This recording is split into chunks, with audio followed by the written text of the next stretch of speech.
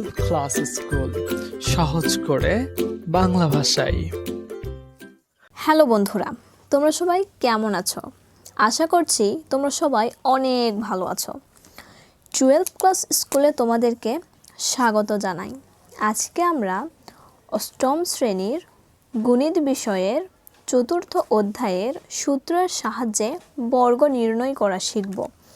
তাহলে বন্ধুরা বলো তো, আজকে আমাদের আলোচ্য বিষয়টি কী দাঁড়ালো? আজকে আমাদের আলোচ্য বিষয়টি হলো সূত্রের সাহায্যে বর্গ নির্ণয় করা। বন্ধুরা, এর আগেও আমি তোমাদের পাঠ্য বইয়ের উদাহরণ 1 এবং উদাহরণ 2 যে সূত্রের সাহায্যে বর্গ নির্ণয় করতে বলা হয়েছে এর ক্লাসটি আমি করেছি। তাহলে বন্ধুরা, যারা আমার পূর্বের ক্লাসটি করনি তাদেরকে বলবো আমাদের প্লেলিস্ট থেকে পূর্বের ক্লাসটি তোমরা করে নিতে পারো। তাহলে চলো বন্ধুরা, আজকের ক্লাসটি শুরু করা যাক। বন্ধুরা, উদাহরণ 3 নিয়ে আজকে আমি আলোচনা করব। তো উদাহরণ 3-এ বলা হয়েছে 4x - 7y এর বর্গ নির্ণয় করো। বন্ধুরা, আগেই তো আমি বলেছি যখন বর্গ নির্ণয় করতে বলবে প্রথমে অঙ্কটিকে তো আমাদের উঠাতে হবে, তাই না? তাহলে চলো উঠাই। তো 4x - 7y ওঠানোর পরে কি কাজ আমাদের? ওঠানোর পরে দেখতে হবে কি করতে বলেছে, বর্গ নির্ণয় করতে বলেছে। বর্গ মানে কি বন্ধুরা? অবশ্যই স্কয়ার। তাহলে এর উপরে আমাদের কি দিতে হবে? হোল স্কয়ার দিতে হবে, কারণ দুইটি যখন পদ থাকবে তখন হোল স্কয়ার দিতে হয়। তারপরে সমান দিলাম। তারপরের কাজটা কি? তারপরের কাজটি হলো, এটি কি কোনো সূত্রে পড়েছে নাকি? চলো দেখি। এটি একটি পদ, এটি আরেকটি পদ, দুইটি পদের মাঝখানে মাইনাস চিহ্ন এবং তার উপরে একটা স্কয়ার রয়েছে। তাহলে এটি কোন সূত্রে যাচ্ছে?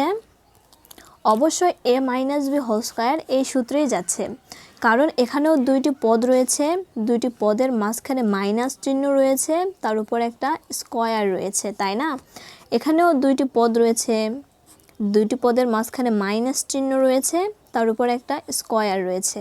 তাহলে দুটোর সঙ্গে তো মিল পাওয়া যাচ্ছে, তাহলে অবশ্যই a - b হোল স্কয়ার ওই সূত্রেই পড়বে। বন্ধুরা, তোমরা 4x-কে a ধরে নিবে আর 7y-কে তোমরা b ধরে নিবে। তাহলে a আর bটাও তো পাওয়া গেল।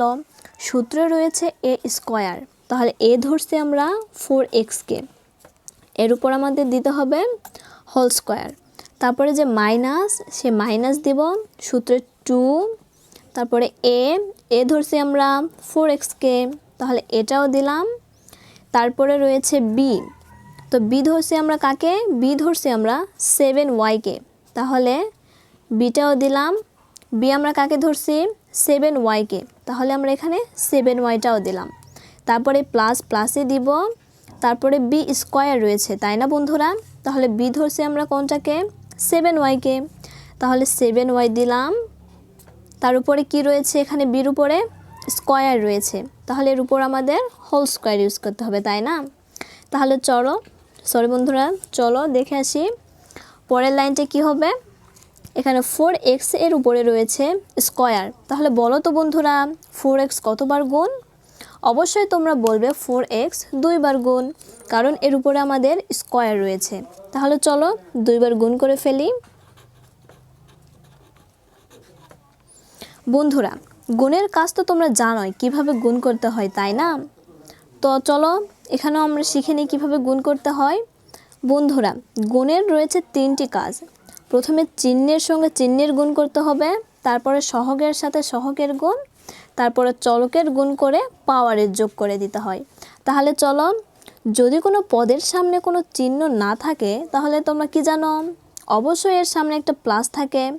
তাহলে এখানেও একটা প্লাস রয়েছে, এখানেও একটা রয়েছে, তাহলে প্লাসে প্লাসে গুণ করলে কি হবে? প্লাস হবে। তারপরে সহগের গুণ, এখানে রয়েছে 4, এখানেও রয়েছে 4, তাহলে 4 আর 4-কে যদি আমরা গুণ করি কত হবে? 4 × 4 = 16 হয়ে যাবে, তাই না? তারপর এখানে x আর x-কে যদি আমরা গুণ করি তাহলে কি হবে? x স্কয়ার হয়ে যাবে, তাই না বন্ধুরা? আমরা তো জানি এটি কিভাবে করতে হয় তোমরা তো এর আগেও এই ক্লাসটি করেছো, তাই না? তারপর এখানে কি লিখব আমরা? এখানে লিখব 16x স্কয়ার। তারপরে যে মাইনাসটি দিব।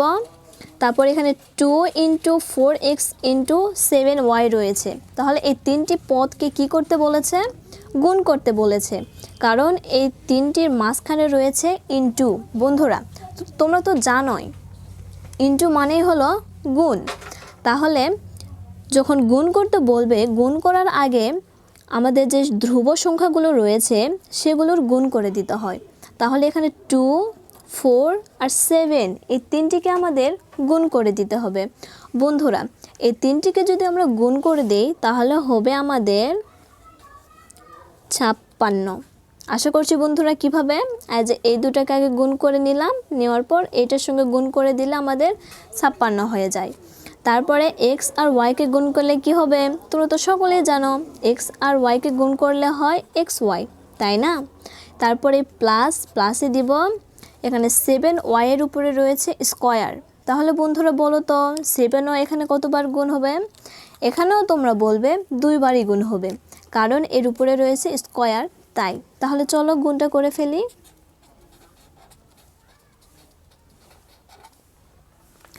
একটু আগেই তো আমরা গুণ করলাম, তাই না? কিভাবে গুণ করতে হয়? প্রথমে চিহ্নের সঙ্গে চিহ্নের গুণ, প্লাসে প্লাস, কোনো চিহ্ন নাই মানে কি ধরলাম? প্লাস ধরলাম। তাহলে প্লাসে প্লাস হয়ে গেল। তারপরে সহগের গুণ, এখানেও 7 এখানেও 7, মানে এখানে 7 আর এখানেও 7। তাহলে 7 আর 7কে যদি আমরা গুণ করি তাহলে কত হবে? 49 হয়ে যাবে। তারপরে ওয়াই আর ওয়াইকে গুণ করলে ওয়াই স্কয়ার, তাই না বন্ধুরা? তাহলে এখানে লিখব কত? এখানে লিখব আমরা 49 ওয়াই স্কয়ার। এটাই হলো এই অঙ্কের আনসার। আশা করছি বন্ধুরা তোমরা এই উদাহরণ 3টি খুব ভালোভাবে বুঝতে পেরেছ। আজ এই পর্যন্তই বন্ধুরা।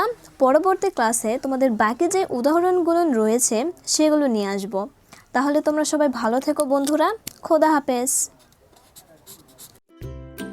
12th ক্লাস স্কুল, সহজ করে বাংলা ভাষায়।